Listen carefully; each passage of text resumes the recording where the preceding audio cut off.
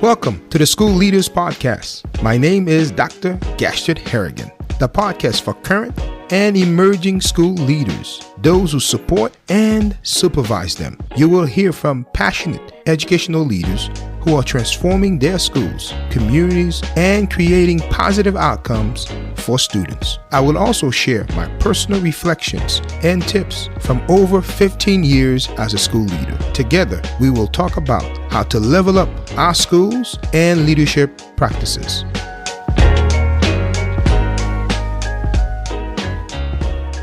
Hello, welcome to the School Leaders Podcast. This is your host, Dr. Gastrid Harrigan. In the last episode, I shared some of the lessons I learned during my first few years as a school principal. In the first episode, I shared a little bit about our school story, our background, and our journey of becoming a premier center. I also shared three vital, important lessons, which are relationship matters. Relationship matters as a school leader. The second strategy I shared was that culture trump strategy. In fact, the culture of your school will eat your strategy for breakfast. So it's important to work and know the culture of your school as a new leader, as a new principal over your school, or a new leader of a department. And the third strategy I shared was that you must set high expectation. You must have a high expectation for yourself, but you must also set high expectation and model those expectations, which also goes to making sure that you hold people accountable to those expectations. If you have not or did not get a chance to listen to episode 1, I encourage you to pause this episode, go back and listen to it. Or after listening to part 2, go back and listen to part 1. So let's dive right in. So lesson number 4 was to seek quick wins. Again, as a new principal, you want to seek quick wins. You know, people bought into the vision. You want to highlight and seek those quick wins. So based on your focus areas that you had, you want to identify the impact they are having school-wide. So you want to make sure to share it, to highlight those different things. And at the end of the day, to get those quick wins, sometimes may require that you realign resources, you redeploy people as needed to meet the pressing needs. Based on the vision, based on the focus area, you may need to move people on that bus to, as I said earlier, to really accomplish or address those big rocks. So seek quick wins and highlight those things. Take time to support teachers and make them feel supported. I like to say there's a difference between supporting people and making them feel supported. So you want to support people, but you want to ensure that they feel supported. And part of them feeling supported is they have an input into what they feel they need as a support. Because oftentimes as school leaders, as principals, we are exerting a lot of energy supporting a specific teacher, supporting a specific staff member. And later on, we found out that they felt unsupported.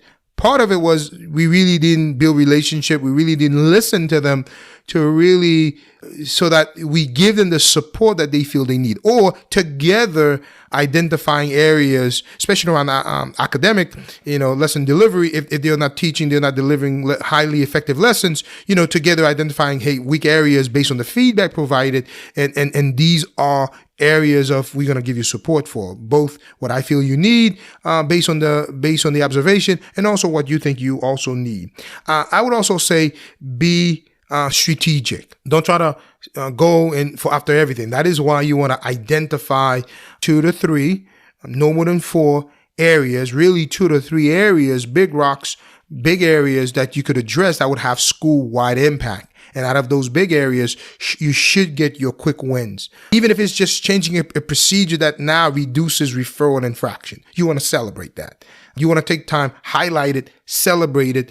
So that way staff knows that we are making progress. And you got to tell your story. You got to share the things that are actually working, that are improving based on the direction that you are heading. The last lesson I learned as a principal is really you have to have a support network. Having a support network is invaluable at the principalship level. Let me say this again. Having a support network is invaluable at the principalship level. You need to have a support network.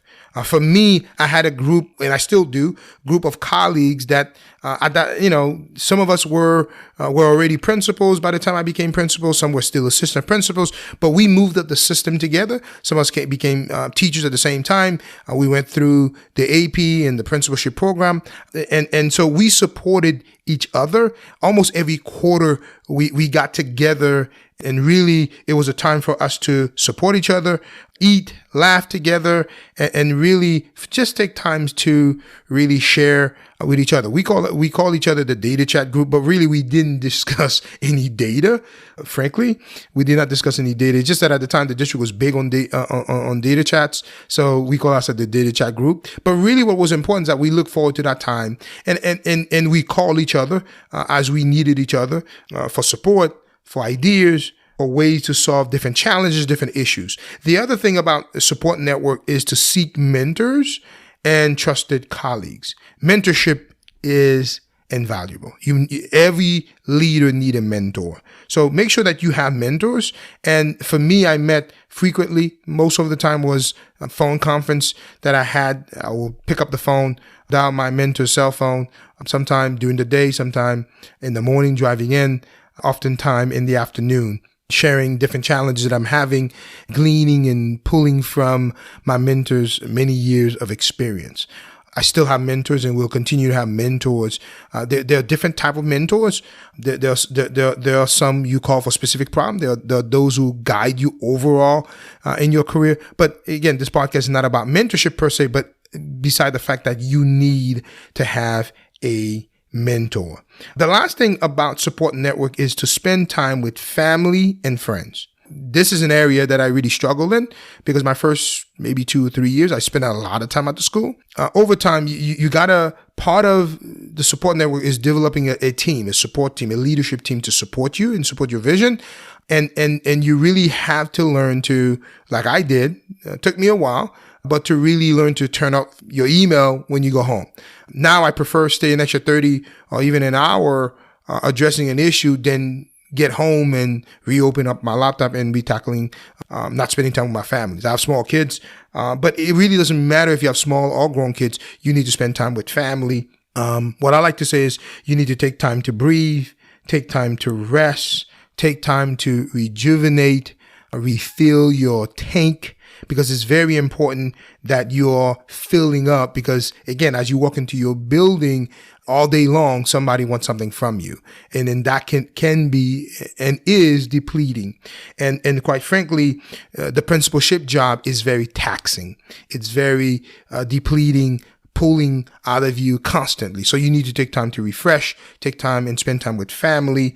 Just learn to just whatever you didn't address or you didn't tackle, it will be there for you in the morning. So trust me, it will be there waiting for you when you come back the next day. So these are some of the lessons that I learned during my first year as a principal. Number one, we said, was relationship matters. It's all about relationship.